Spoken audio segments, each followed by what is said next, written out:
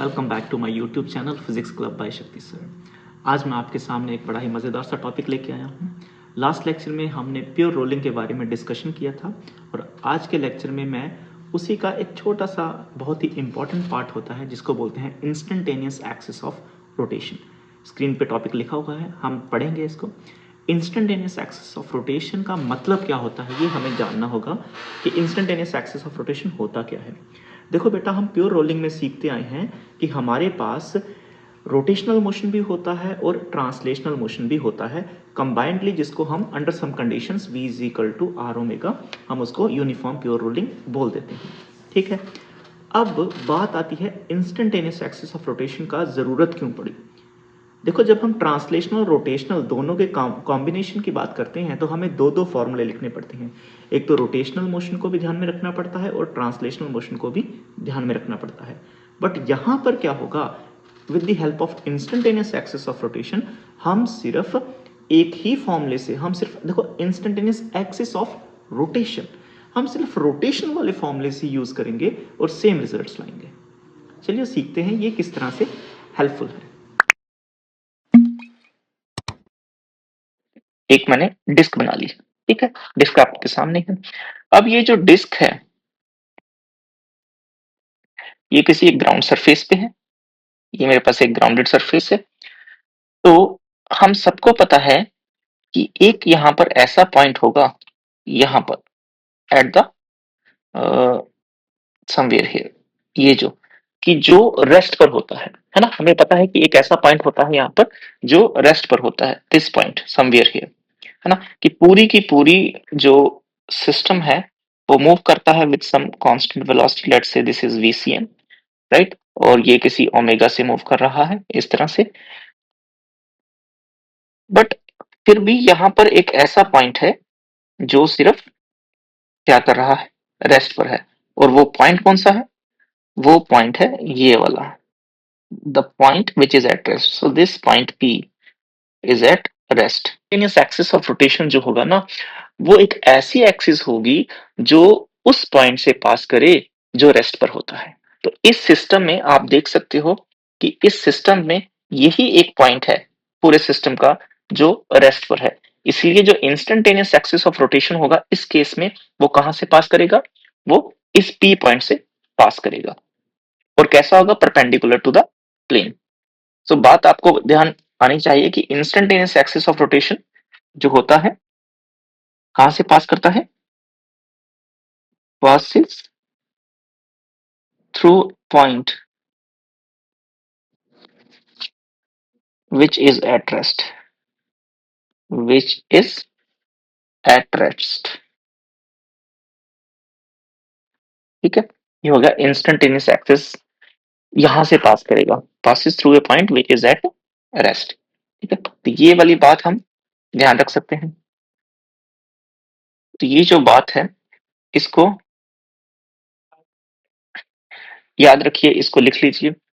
अब देखो बेटा, इसके और भी बहुत सारे हेल्पफुल बातें हो सकती हैं, उनको भी देखते हैं। तो ये तो एक आपने सिनेरियो देख लिया कि डिस्क में यहाँ पर इस पी पॉइंट से इंस्टेंटेनियस एक्सिस ऑफ रोटेशन पास करेगी। मान लो कि हमारे पास कोई और पॉइंट है, कि जैसे मेरे पास एक और केस है, मैं फिर से सिचुएशन लेता हूं। ये मेरे पास एक डिस्क है, ये मेरे पास एक डिस्क हो गया, ठीक है। और ये जो डिस्क है अब क्या होगा, we can say again it is on the ground. चलो ग्राउंड भी बना देते हैं, let's say this is ground, ठीक है, ग्राउंड के ऊपर है। तो अब क्या होगा कि सारा का सारा जो सिस्टम होगा ना, ये हो गया एक्सिस ऑफ रोटेशन। एक I have to add some more colors. Uh,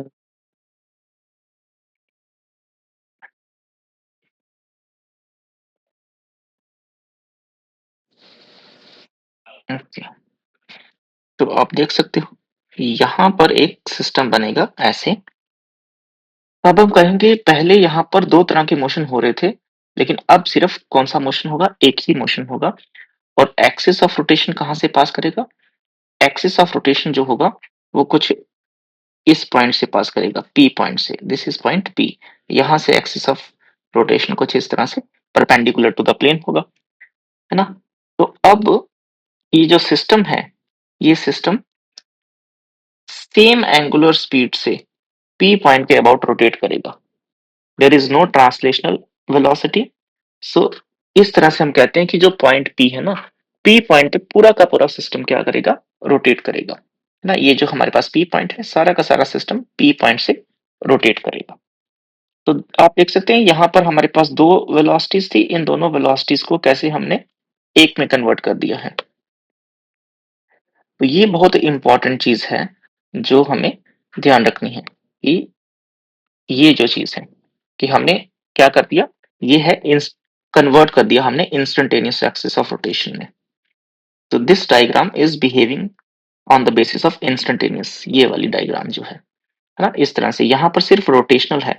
और ये जो ओमेगा यहाँ था ना, ये वाला एक्चुअली जो गिवन था, सेम ओमेगा की वैल्यू यहाँ पर होगी, बट बदल क्या गया, यहाँ पर पॉइंट पी बदल गया। यहाँ पर रोटेशन किसके अबाउट था, सेंटर ऑफ मास के अबाउट था ना, और यहाँ पर रोटेशन किसके अबाउट हो गया ना, एक्सिस ऑफ रोटेशन के अबाउट हो गया, ये पी पॉइंट के अबाउट हो गया। ठीक है, अब इस पे हम एक छोटी सी बात सीख लेते हैं कि इसकी हेल्प से होता क्या है। देखो, इसकी हेल्प से दो बातें होती हैं। पहला पॉइंट जो होगा, कि पहली बात जो है उसमें मैं कह सकता हूं, इसकी हेल्प से एक तो आप इजीली वेलोसिटी कैलकुलेट कर सकते हैं। मान लो कि आपके पास अगेन एक स्फीयर है इस तरह से, तो ये जो स्फीयर है इसमें आप इजीली क्या कर सकते हैं, वेलोसिटी कैलकुलेट कर सकते हैं। मान लो कि एक पी पॉइंट है रैंडम सा इस तरह पर, तो इसकी वेलोसिटी कैलकुलेट करनी है हमें।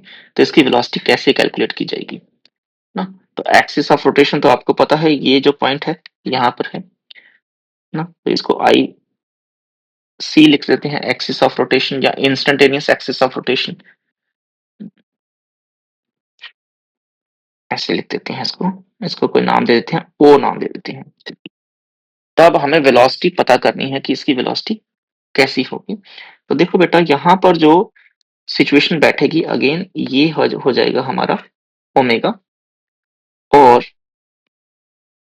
आप इससे अब ज्वाइन कर सकते हैं, इससे ऐसे पी और ओ को अटैच कर सकते हैं इस तरह से।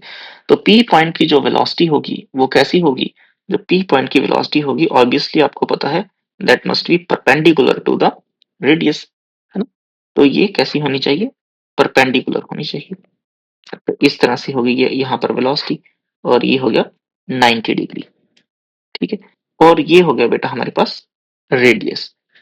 सो किसी भी जनरल पॉइंट पी के लिए अब हम इजीली वेलोसिटी निकाल सकते हैं, और वो वेलोसिटी कितनी हो जाएगी यहाँ पर, v is equal to r omega. सिर्फ एक ही फॉर्मूला यूज होगा, दूसरे फॉर्मूले की जरूरत नहीं होगी, है ना। v is equal to r omega. एक और सिचुएशन हो सकती है, अब काइनेटिक एनर्जी को भी सिर्फ एक ही फॉर्मूले से यूज कर सकते हैं। अगेन हमें पता है कि अगर हम बेसिकली देखें तो टोटल काइनेटिक एनर्जी जो होती है उसको हम लिख देते हैं के रोटेशनल प्लस के ट्रांसलेशनल, है ना।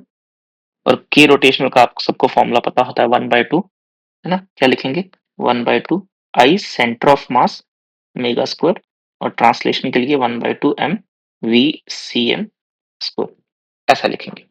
लेकिन with the help of instantaneous axis of rotation, हालांकि सिर्फ रोटेशन ही होगा, तो यहाँ पर क्या हो जाएगा, सिर्फ हम रोटेशन वाला फॉर्मूला लिखेंगे। तो अब सिर्फ कौन सा फॉर्मूला लिखा जाएगा, now so with the help of with the help of instantaneous axis of rotation, with the help of instantaneous axis of rotation, जो के टोटल लिखा जाएगा वो सिर्फ क्या लिखा जाएगा, 1/2 आई सी या आई इंस्टेंटेनियस एक्सिस ऑफ रोटेशन, ए ओ भी लिख सकते हो, ठीक है, ए ओ आर भी लिख सकते हो, instantaneous axis of rotation omega square. तो अब हमें जो मोमेंट ऑफ इनर्शिया जो होगा वो कौन सा लेना होगा, जो इंस्टेंटेनियस एक्सिस ऑफ रोटेशन के अबाउट होगा। इसकी एक बड़ी शानदार सी एग्जांपल है, उस एग्जांपल को भी हम कंसीडर कर सकते हैं। तो उस एग्जांपल को भी देख सकते हैं। देखो बेटा, हम एग्जांपल लेते हैं सो दैट की प्रूफ हो जाए, क्लियर हो जाए। वो एग्जांपल क्या है कि हम एक एग्जांपल लेते हैं सॉलिड स्फीयर की। एग्जांपल लेते हैं सॉलिड स्फीयर की, कि हमारे पास क्या है, सॉलिड स्फीयर है। तो ये जो हमारे पास सॉलिड स्फीयर है, तो इसकी काइनेटिक एनर्जी अगर मैं लेमन लैंग्वेज में देखूं कि टोटल काइनेटिक एनर्जी क्या लिखी जाएगी इसकी, 1/2 I C M omega square plus 1/2 M we C M square, है ना। इनकी जब आप वैल्यूज पुट करते हो, 2/5 एम आर स्क्वायर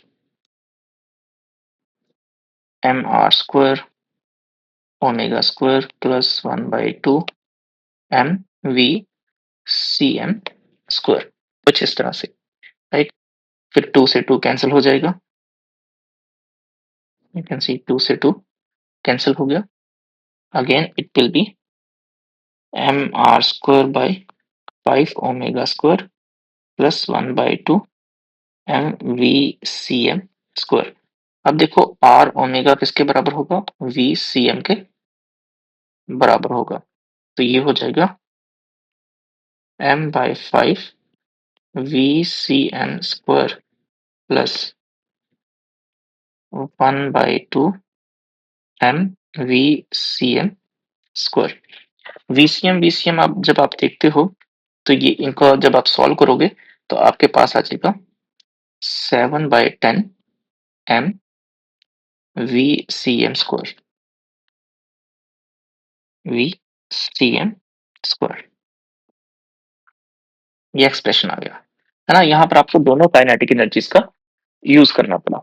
लेकिन अगर मैं इंस्टेंटेनियस एक्सिस ऑफ रोटेशन देखता हूं, तो इंस्टेंटेनियस एक्सिस ऑफ रोटेशन के केस में क्या होगा कि सिर्फ हमारे पास एक ही बॉडी होगी, ठीक है, और उसका इंस्टेंटेनियस एक्सिस ऑफ रोटेशन यहाँ पर होगा, तो चाहिए इस पॉइंट पे, पी पॉइंट के अबाउट, और पूरी की पूरी बॉडी क्या करेगी, ऐसे रोटेट करेगी ओमेगा से, ना, इस पॉइंट के अबाउट रोटेट करेगी, ऐसे ओमेगा से रोटेट करेगी इस पॉइंट के अबाउट। और ये था इसका सेंटर ऑफ मास पॉइंट, है ना, सेंटर ऑफ मास पॉइंट। तो इस सिचुएशन में अभी हम सिर्फ इसकी हेल्प से ही कैलकुलेशंस करेंगे, सेम आंसर आना चाहिए।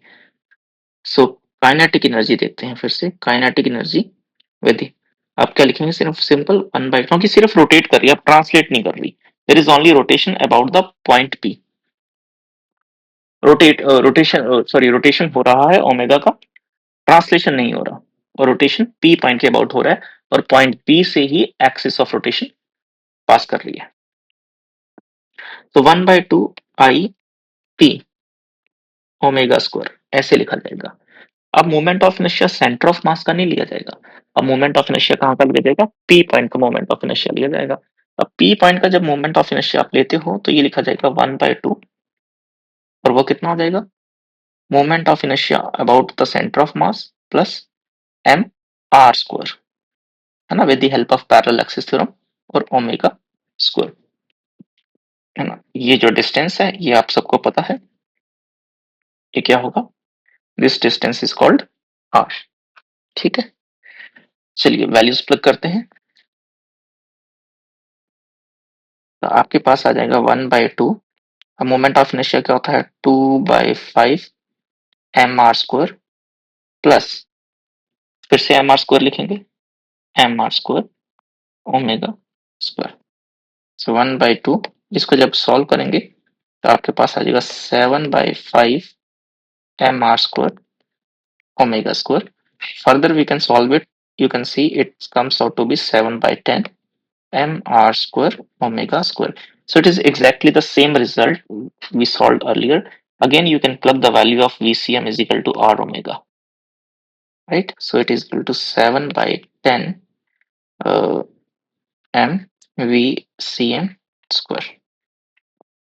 That is exactly the same result which we have solved with the help of both the formulas when we apply the kinetic energy formula for the rotational as well as the translational.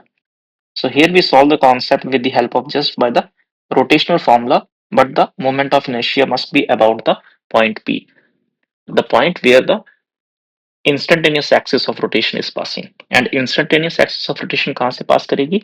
वो पास करेगी point P से, एक ऐसे point से जो rest पर होता है। बहुत इंपॉर्टेंट बात है, ठीक है। अब आपने ये देख लिया। अब देखो इसकी हेल्प से हम और भी छोटे छोटे क्वेश्चन सॉल्व कर सकते हैं। और क्या इसकी हेल्प से हम कर सकते हैं, ये देखते हैं स्क्रीन पे। मान लो अगेन कि हमारे पास एक डिस्क है, ये हमारे पास क्या है, एक डिस्क है, ठीक है। इस डिस्क के ऊपर मैं दो तीन पॉइंट लेता हूँ। Let's say this is point A, let's say this is point C, which is called the center of mass, and this is point D. Hello,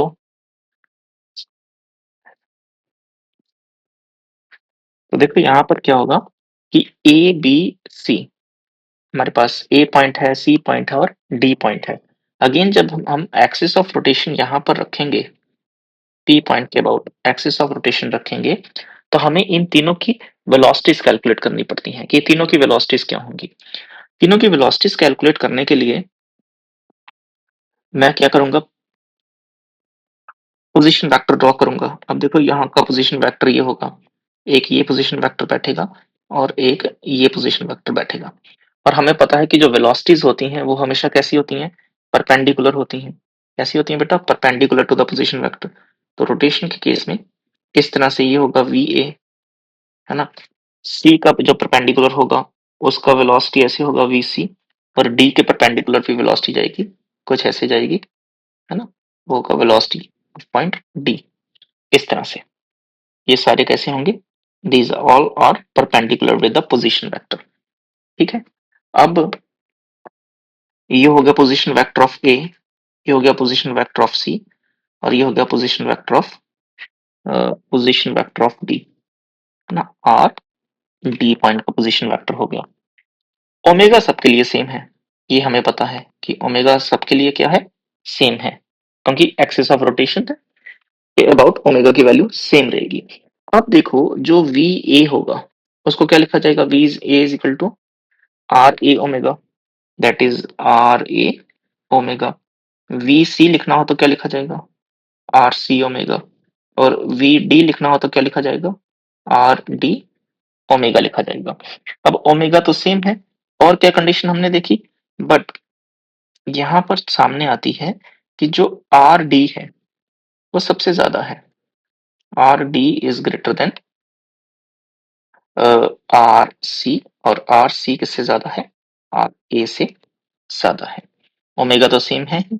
इसका मतलब therefore we can write here कि जो we D होगा वो ज्यादा होगा we सी से, और फिर क्या होगा, वी ए होगा। तो ये रिजल्ट आ जाएंगे, v p greater than v c greater than v a. मतलब क्या होगा कि डी पॉइंट की वेलोसिटी सबसे ज्यादा है, उसके बाद सी पॉइंट की है, और सबसे कम किसकी है, ए पॉइंट की है। देखो पोजीशन वेक्टर पे डिपेंड कर रहा है, यहां से भी आप क्लियर हो जाएगा कि पी का फिर वेलोसिटी कितना होगा। पी के लिए पोजीशन वेक्टर कितना हो गया, जीरो, इसलिए पी पॉइंट की वेलोसिटी कितनी हो गई, जीरो हो गई, है ना। तो वेलोसिटी ऑफ पॉइंट पी कितना हो जाएगा, क्योंकि पोजीशन वेक्टर क्या हो जाएगा, because r p equals to zero. ये आर के अबाउट ही देखना है, क्योंकि axis of instantaneous axis of rotation p point से ही पास कर रही है। अब इसी को जो एग्जाम में क्वेश्चन कई बार आ जाता है, तो उसको ध्यान में रखते हुए हम देखते हैं कि अगेन मैं एक डिस्क रिंग, है ना, कुछ कंसीडर करता हूं। तो इसके ऊपर फिर से चर्चा होती है कि ये है मेरे पास इंस्टेंटेनियस एक्सिस ऑफ रोटेशन का पॉइंट पी, ठीक है। और ये है मेरे पास सेंटर सी, और ये है मेरे पास टॉप मोस्ट पॉइंट टी, ऐसा टॉप मोस्ट पॉइंट है टी। तो आप अब इसी फॉर्मूले से हम आप देख सकते हैं कि बेटा ये तो हो गया रेडियस आर, ये हो गया रेडियस आर, और ये भी क्या होगा, आर होगा, ये भी क्या होगा, आर होगा, है ना, सी से लेके टी तक। तो जो टॉप मोस्ट पॉइंट है वो पी पॉइंट से कितनी दूरी पर है, जो टॉप मोस्ट पॉइंट है वो कितनी डिस्टेंस पर है, वो हो गया 2r डिस्टेंस पर। और सी कितनी दूरी पर है, सी है r डिस्टेंस पर, है ना, सी है r डिस्टेंस पे। तो velocity of point t is equal to, omega तो सेम रहेगा और डिस्टेंस कितना लिखेंगे, 2r। तो ये हो जाएगा 2r omega. So velocity of centre of mass कितना लिखा जाएगा, तो velocity of centre of mass जो लिखा जाएगा that is again omega r लिखा जाएगा, या आप आर ओमेगा लिख सकते हो। और वेलोसिटी ऑफ पॉइंट पी कितना लिखा जाएगा, ओमेगा आर की वैल्यू 0 0 हो गया। तो यहां से हमें ये पता लगा कि इसकी वेलोसिटी 0, इसकी आर ओमेगा, और टी पॉइंट की velocity twice of r omega, twice of r omega. इसका मतलब अगर सेंटर की वेलोसिटी v है तो टॉप मोस्ट पॉइंट की कितनी होगी, 2 टाइम ऑफ v, और बॉटम की कितनी होगी, 0। तो अच्छी सी डायग्राम हम यहाँ पर बना सकते हैं कि अगर हमारे पास ये सिचुएशन है, कि हमारे पास ये सिचुएशन है, ऐसा है, और ये है मेरे पास डायामीटर, ठीक। तो डायामीटर से क्या हो जाएगा, इसकी वेलोसिटी तो हो जाएगी इस पॉइंट की, है ना, 0। वेलोसिटी ऑफ पॉइंट पी हो जाएगा 0। ये हो गया सेंटर, सेंटर। तो ये हो गया वेलोसिटी v। और जो टॉप मोस्ट पॉइंट है ना, ये सेंटर ऑफ मास है, और इसको cm लिख देते हैं। और टॉप मोस्ट पॉइंट की क्या हो जाएगी, इससे भी डबल, इससे ही ज्यादा हो जाएगी, इससे भी डबल। तो ये हो गया टॉप मोस्ट पॉइंट, इसको मैं t लिख रहा हूं। तो इसकी वेलोसिटी कितनी होगी, 2 time of vcm, 2 time of vcm। कुछ इस तरह से होगी कि ये ऐसे लाइन मिल सके, इस तरह। ये बात आपको पता होनी चाहिए, क्लियर होगी बात। चलिए इसके बाद कुछ और भी हम देख सकते हैं। हाँ, ये देखिए, अब एक दो छोटा छोटा कॉन्सेप्ट और है, उनको देखते हैं कि अगर हमें एक्सिस ऑफ रोटेशन लोकेट करने की जरूरत पड़ जाए, कि ये मेरे पास अगर एक डिस्क है, चलिए ये मेरे पास अगर एक डिस्क है, तो मुझे लोकेट करनी पड़ जाए एक्सिस ऑफ रोटेशन क्या होगी इसकी। या अगर मेरे पास कोई रैंडम बॉडी है, for example this is a random body, तो इस पे दो पॉइंट्स दिए गए हैं, एक पॉइंट ए है और एक पॉइंट बी है। दो पॉइंट मुझे दिए गए हैं, और ए पॉइंट की जो वेलोसिटी है, let's say the velocity of point A is something like this, इस डायरेक्शन में है। ये हो गया वेलोसिटी ऑफ ए पॉइंट, ठीक है। और वेलोसिटी ऑफ बी पॉइंट मान लेते हैं कुछ इस डायरेक्शन में है, this is the velocity of b point. तो फिर एक्सिस ऑफ रोटेशन कहाँ होगी, ये पूछा गया, लोकेट करनी है। तो हम क्या करेंगे ना, हम इनसे परपेंडिकुलर डिस्टेंस बनाएंगे ऐसे, और यहां से भी इस तरह से। तो जहां पर ये एक्सिस आपस में मिलेंगी, जिस पॉइंट पे यहां पर मिल रही है ना, ये पी पॉइंट पे, तो इसका मतलब यहां पर क्या होगा, इस पी पॉइंट से एक्सिस ऑफ रोटेशन पास कर रही है, इंस्टेंटेनियस एक्सिस ऑफ रोटेशन पास कर रही है। क्योंकि ये तो आपको पता 90 डिग्री होगा, ये भी 90 डिग्री होगा। तो ये हो जाएगा ए का पोजीशन वेक्टर, और ये हो जाएगा बी का पोजीशन वेक्टर, इस तरह से। तो आपको परपेंडिकुलर लाइंस ड्रॉ करनी है, और जो उनका इंटरसेक्शन पॉइंट होगा वहां से एक्सिस ऑफ रोटेशन पास करेगी। तो ये था एक्सिस ऑफ रोटेशन का कॉन्सेप्ट छोटा सा। नेक्स्ट क्लास में मैं इसके ऊपर जो भी सवाल होंगे वो आपके सामने लेके आऊंगा। अगर आप पहली बारी मेरे चैनल पे आए हैं तो प्लीज मेरे कंटेंट को शेयर करिएगा, है ना, कमेंट करके मेरे को बताइएगा कि आपको ये कंटेंट कैसा लग रहा है ना, आपको नेक्स्ट टॉपिक कौन सा चाहिए। मिलते हैं दूसरे लेक्चर में, बाय बाय।